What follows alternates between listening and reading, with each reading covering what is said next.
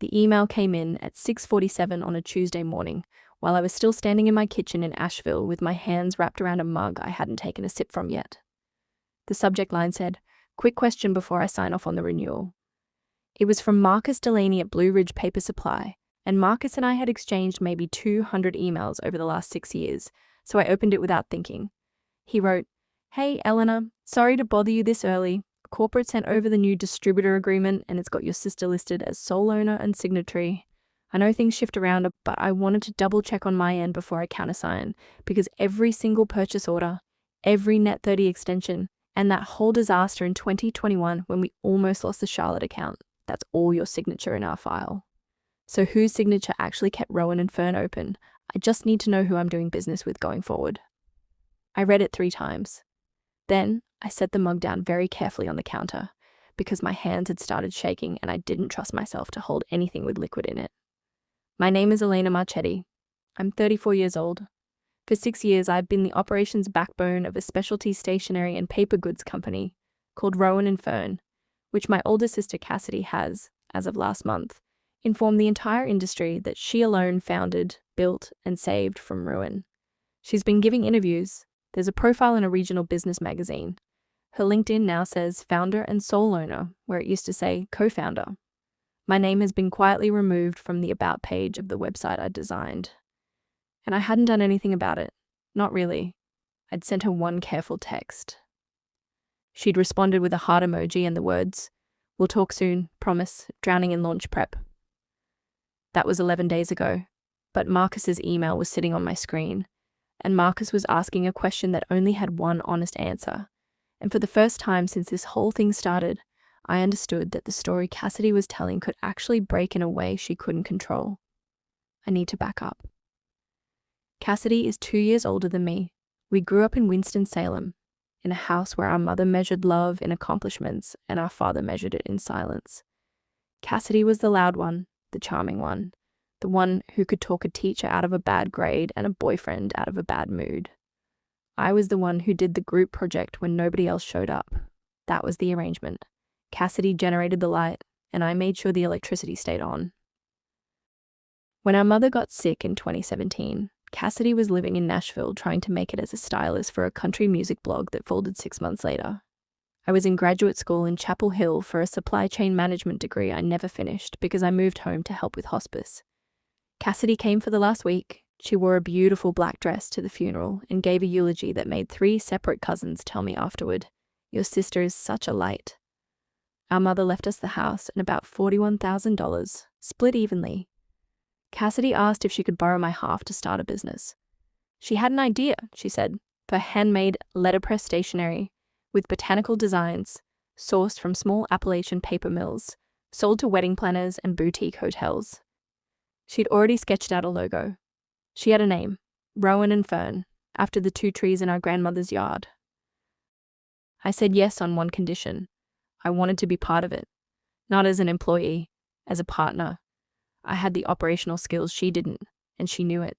She hugged me and cried and said, "Lainey, of course, that's the whole point. I can't do this without you." We didn't write anything down. That was mistake number 1, and I own it completely. She was my sister. Our mother had just died. We were both broke and grieving, and I trusted the word partner the way you trust gravity. We started operating out of the basement of the Winston-Salem house in the spring of 2018. Cassidy did the design work and the client-facing charm. I did everything else. I set up the LLC in North Carolina, and here is where the story gets complicated, because I made a choice back then that I have spent 6 years quietly regretting. Cassidy was in the middle of a bad breakup with a man named Trevor, who had a habit of showing up at her apartment and screaming through the door, and she was terrified of having her name on public business filings that he could find. She asked me to list her as a silent member and put myself down as the managing member on the registration paperwork. She said we'd fix it once Trevor moved to Denver, which he did about 8 months later. We never fixed it. I want to be clear about what that means, because Marcus's email hinges on it. Legally, on paper filed with the North Carolina Secretary of State, I was the managing member of Rowan Fern, LLC Cassidy, was listed as a member with a 50% economic interest, but I was the one authorized to sign on behalf of the company. I opened the business bank account. I signed the lease when we moved out of the basement and into a small storefront on Trade Street in 2019. I signed the supplier agreements with 3 paper mills and 2 ink distributors, including Marcus at Blue Ridge. I signed the loan documents when we took out a $22,000 line of credit from a local credit union in 2020, which we used to survive the first pandemic winter.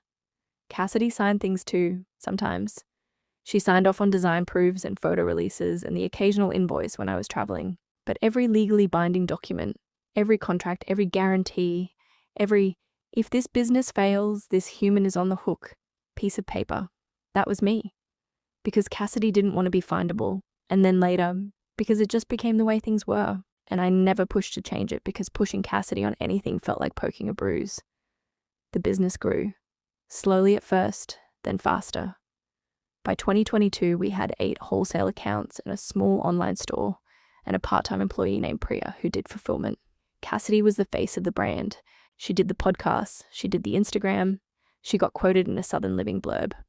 I was, in her words, to a magazine intern who once asked, my incredible operations person. Not my sister, not my partner, my operations person. I heard about that quote from Priya, who forwarded it to me with 3 question marks. I told Priya it was fine. Cassidy got flustered in interviews. It didn't mean anything. That was mistake number 2, or maybe 200. Last year, in 2024, I moved to Asheville. My partner David got a job at Mission Hospital as a pediatric nurse practitioner, and we'd been long distance for almost 2 years. I kept working for Rowan Fern remotely, driving back to Winston-Salem every other week for 2 or 3 days. Cassidy took it hard, not because she missed me exactly, because I was less immediately available. She started calling David the guy who took my sister, which she thought was funny, and he did not. Then, in September of last year, Cassidy told me she wanted to bring on an investor, a woman named Jocelyn Hart, who ran a small hospitality group and wanted to license our designs for a boutique hotel chain. Jocelyn was willing to put in $140,000 for a minority stake and a licensing deal. Cassidy was ecstatic. I was cautious. I asked to see the term sheet. Cassidy said Jocelyn's lawyer was still drafting it. I asked again in October. Cassidy said things were moving slowly. I asked in November, and Cassidy told me, in a voice that was suddenly cold, "Lainey, I love you, but I'm handling this one. You do the back end, I do the deals. That's how we work." I let it drop. That was mistake number 3. In December, Cassidy called me on a Sunday night and told me that Jocelyn's lawyer had some concerns about the ownership structure. Specifically, about the fact that the managing member on file was me, which made me look like the primary owner, which was, and I'm quoting Cassidy here, not really accurate to how the business actually runs. She said Jocelyn wanted a clean cap table before wiring the money. She said she'd already spoken to a lawyer in Winston-Salem, a woman named Deirdre something, and there was a simple form we could file to make Cassidy the managing member and me a passive member. Same economic split, just cleaner. I said I wanted to see the paperwork before I signed anything. Cassidy said, "Lainey, it's me. I'm going to email you the form. Just sign it. This deal is going to change our lives."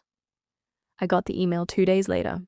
It was a PDF from Deirdre Klein, attorney at law, and it looked legitimate. It was an amendment to the operating agreement, transferring managing member authority to Cassidy Marchetti. But there was also a second document I hadn't been told about, buried in the same PDF. It was an assignment of member interest, and when I read it carefully, at 11 p.m. on my kitchen table in Asheville, with David asleep upstairs, what it actually did was transfer my 50% economic interest to Cassidy in exchange for $1 and other good and valuable consideration. The other good and valuable consideration was not specified. I sat with that PDF for a long time. I thought about calling Cassidy right then. I thought about calling a lawyer. I did neither. What I did was open a reply email to Deirdre Klein and write, very politely, that I had reviewed the documents and I was not prepared to sign the assignment of member interest at this time, but I was willing to discuss the managing member amendment separately. I copied Cassidy on it. Cassidy called me at 7 a.m. the next morning. She was crying. She said I was ruining the deal. She said Jocelyn was going to walk. She said, "Do you understand what you're doing to me? Do you understand what Mom would say?" I told her that invoking our dead mother at 7 in the morning was a low move, and I hung up. For 3 weeks, Cassidy didn't speak to me. Then, in the second week of January, She sent me a long, warm email apologizing for how I handled that. She said she'd been under enormous pressure. She said Jocelyn had actually agreed to a different structure and everything was fine. And could we please have lunch when I came into town next? I believed her because I wanted to, because she was my sister and our mother was dead, and the alternative was a version of reality I didn't want to live in. The lunch happened in late January. Cassidy was radiant. She'd cut her hair. She'd bought a new coat. She talked about the hotel launch and the new line of table linens and how she wanted me to come to the launch event in Charleston in March. She said, "You're the reason this works, Lainey. I need you to know that." I drove back to Asheville that night, feeling like maybe the worst was behind us. Then, in early February, a friend from college sent me a screenshot of a LinkedIn post. It was Cassidy announcing her feature in a regional business magazine called Blue Ridge Enterprise. The headline was, "From Grief to Growth: How Cassidy Marchetti Built a Beloved Southern Brand from Her Mother's Basement." The subhead said, "The solo founder story you didn't know you needed." I read the article on my phone standing in the parking lot of a grocery store. It was a 5,000-word profile. I was mentioned exactly once, in a paragraph that read, "Marchetti credits her early operation support to her younger sister Elena, who assisted with logistics in the company's first year before pursuing her own path." That was it. That was 6 years of my life. I called Cassidy from the parking lot. She didn't pick up. I texted her, "We need to talk about the Blue Ridge Enterprise piece, today." She responded 4 hours later with, "Lainey, I know the writer took so much creative license. I'm going to ask them to run a correction. I'm so sorry. Drowning in launch prep. We'll talk soon, promise." That was 11 days before Marcus's email. In those 11 days, I did a lot of things I'm not proud of. I refreshed the Rowan Fern website obsessively and watched my name disappear from the About page on a Thursday afternoon. I checked the Secretary of State's website and confirmed that as of January 8th, Cassidy had filed the managing member amendment on her own, using a notarized signature I did not recognize as mine, though it was close enough that I couldn't immediately prove otherwise without a handwriting expert. I called Deirdre Klein's office and was told, coolly, that Ms. Klein could not discuss the matter with me because she represented the company and Cassidy Marchetti individually, not me. I sent Cassidy 3 more texts. She responded to none of them. I also did not tell David any of this, not the way I should have. He knew Cassidy was being weird, in my words. He didn't know about the assignment document, or the forged filing, or the fact that I had been slowly, quietly, been removed from the legal existence of a company I had built with my own hands. I didn't tell him because telling him would make it real. And if it was real, I would have to do something about it, and I did not know what to do.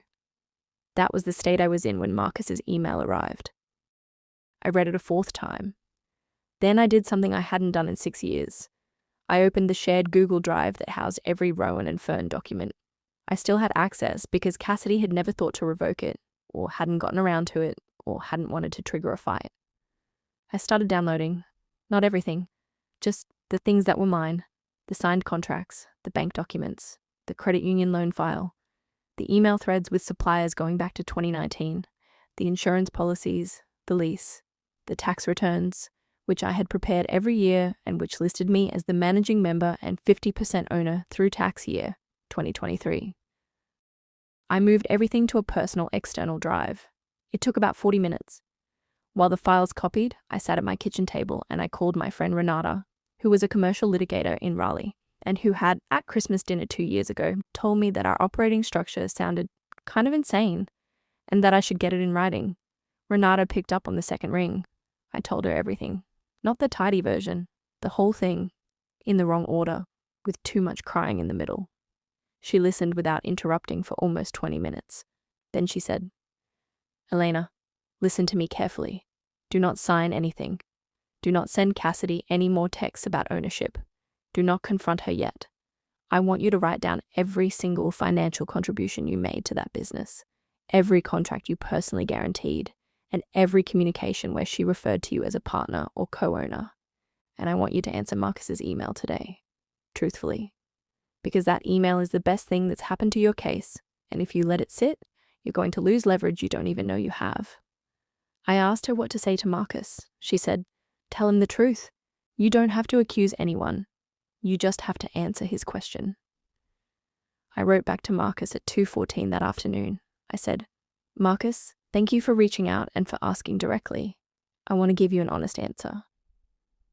Rowan Fern was co-founded by my sister Cassidy and me in 2018.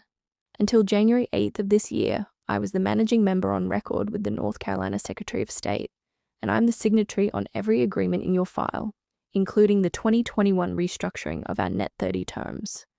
There has recently been a change in the company's ownership representation that I was not fully informed of and that I'm currently reviewing with counsel. I don't want to put you in the middle of anything, and I understand you have your own business to run. If it would help, I'm happy to hop on a call this week and walk you through what I know so you can make an informed decision on your end. Either way, I appreciate you asking the question. I sent it. I stared at the sent folder for a long time. Marcus called me 40 minutes later.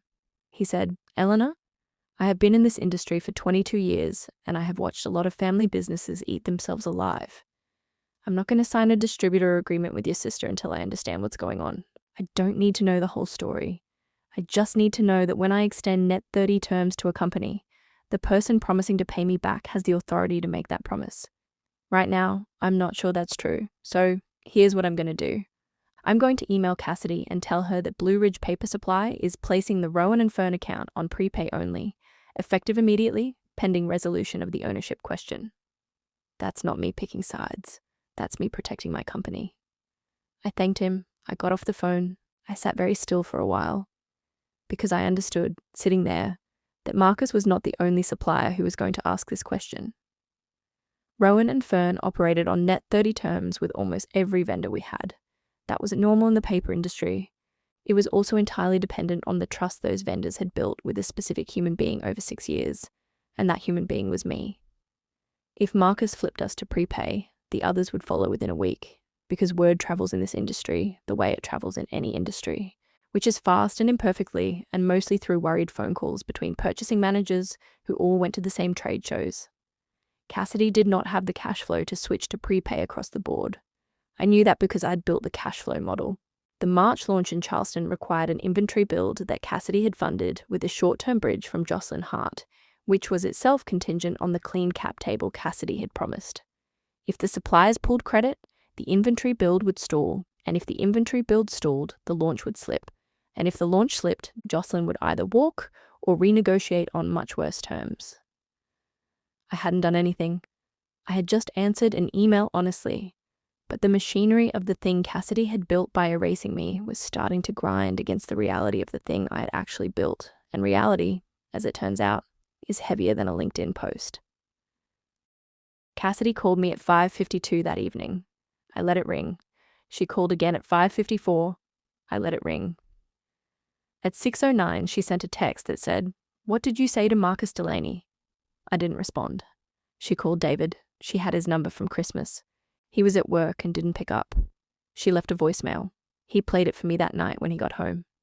Her voice was tight and fast, the way it got when she was trying to sound calm and failing. She said, "Hey, David, it's Cass. I don't know what's going on with Lainey right now, but she's making some choices that could really hurt our family, and I know you care about her. So if you could just have her call me tonight, I'd really appreciate it. Thanks. Love you guys." David set his phone down on the kitchen island. He said, "Eleanor, what is happening?" I told him all of it. I sat on our kitchen floor with my back against the dishwasher, and I told him about the assignment document and the forged filing and the article, and Marcus and Renata. He listened. He didn't interrupt. When I was done, he sat down on the floor next to me and he said, "Why didn't you tell me in December?" I said, "Because if I told you, you would have looked at me the way you're looking at me now, and I would have had to admit that my sister was doing this to me." He didn't say anything for a while. Then he said, "Okay, what do we do?" The "we" almost broke me. The next morning I called Renata again. She had already been thinking about it overnight. She said, "Here's the situation. You have 3 problems, and they're related but separate. Problem 1, the filing on January 8th, if it was submitted with a signature that isn't yours, is potentially a criminal matter, but pursuing it that way is slow, expensive, and will nuke your family for good. Problem 2, the assignment of member interest that you didn't sign, that's the real money issue.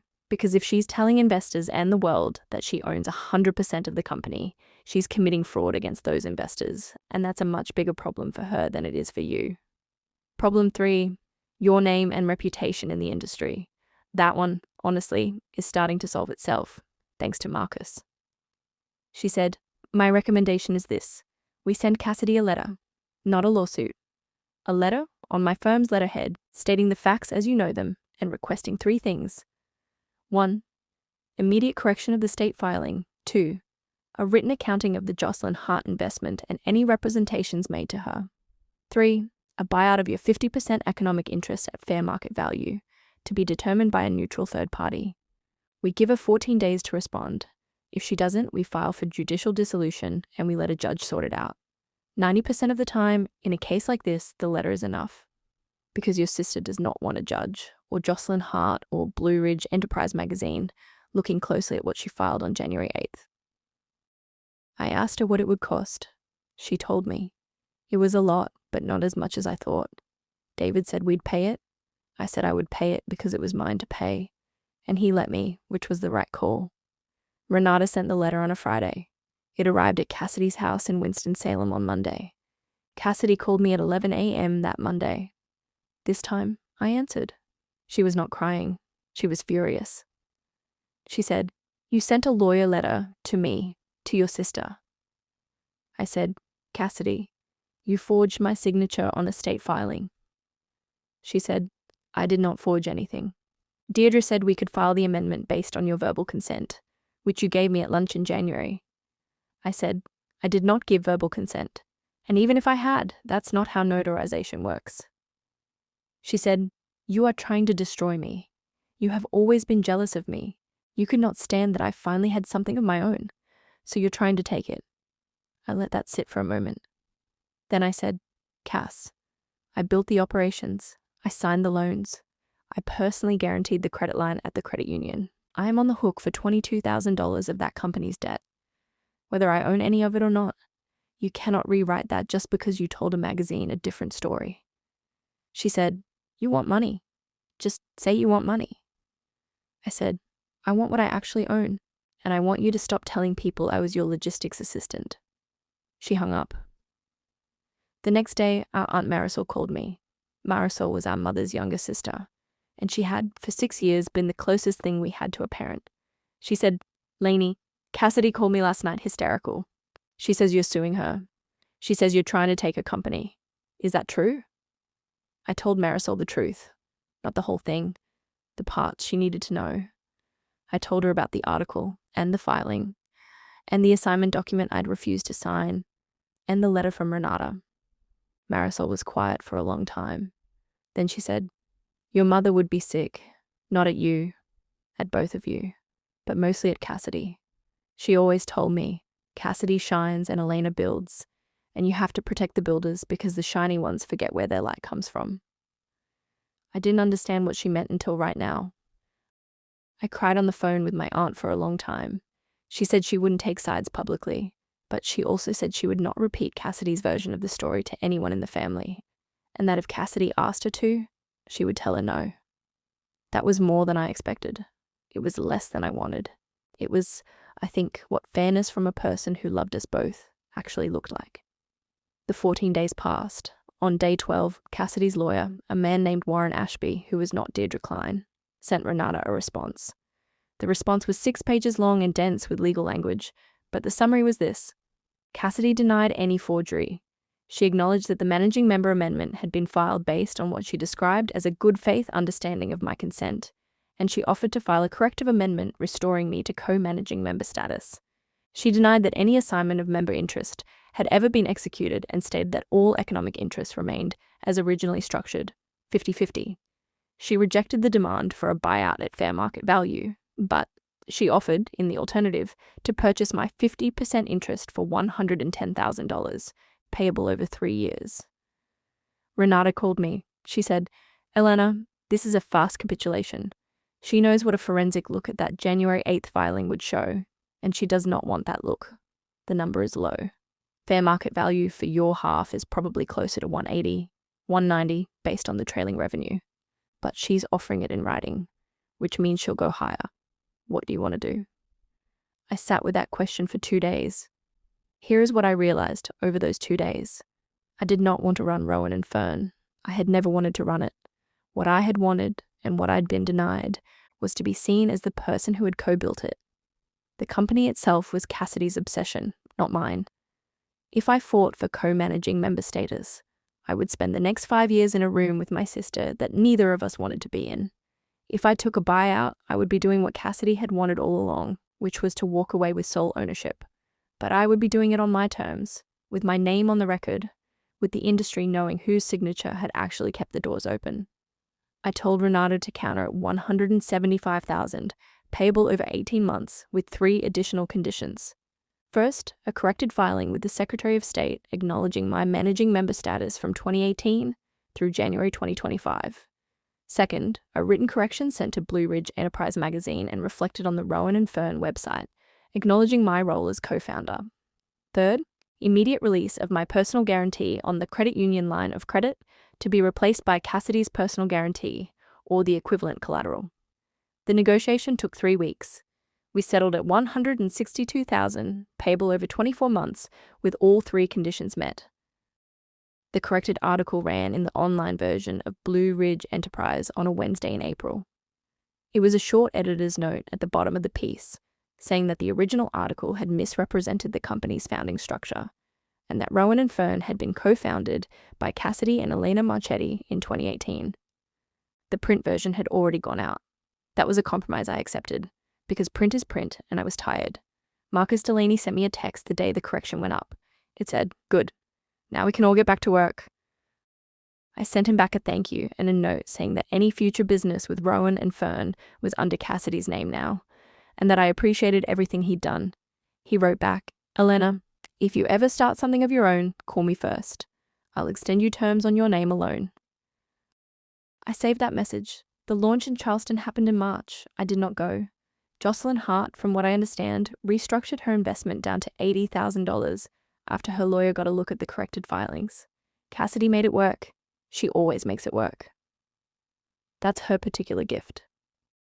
The credit union released my personal guarantee in late April, after Cassidy replaced it with a lien on her half of the Winston-Salem house.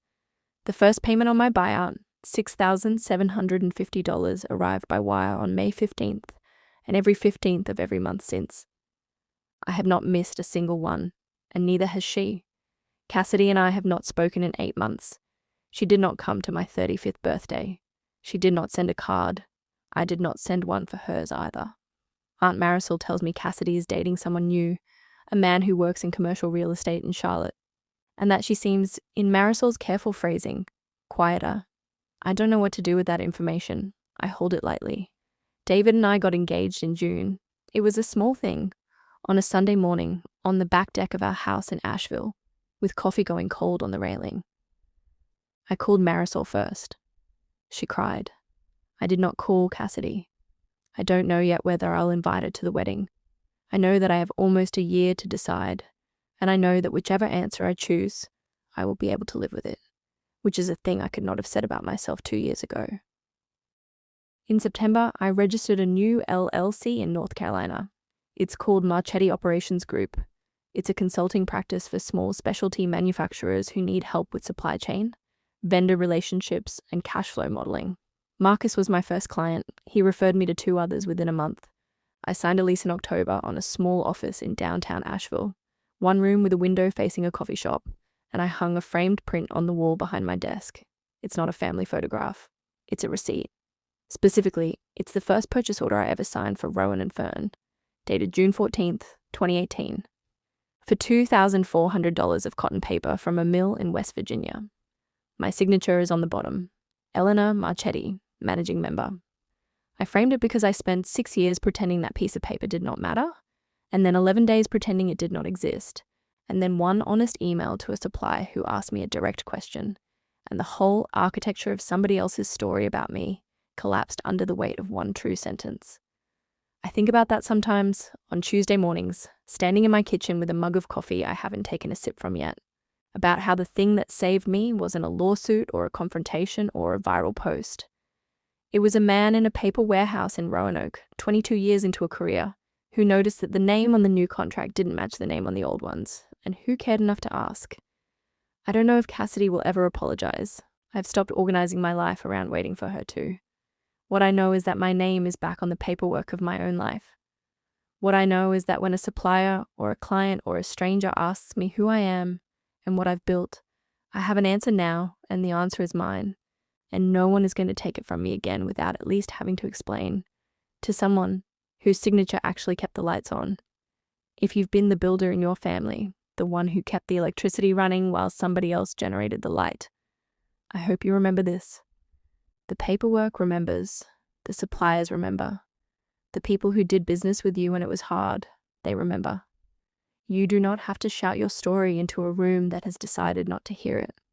Sometimes you just have to answer one honest question from one honest person and let the truth do the rest of the work on its own time. That's what happened to me. That's the whole story. Thanks for staying with it.